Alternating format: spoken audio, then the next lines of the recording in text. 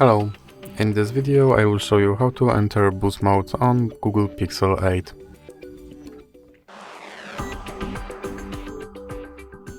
So to enter boot mode on this device you have to start with powering off your device.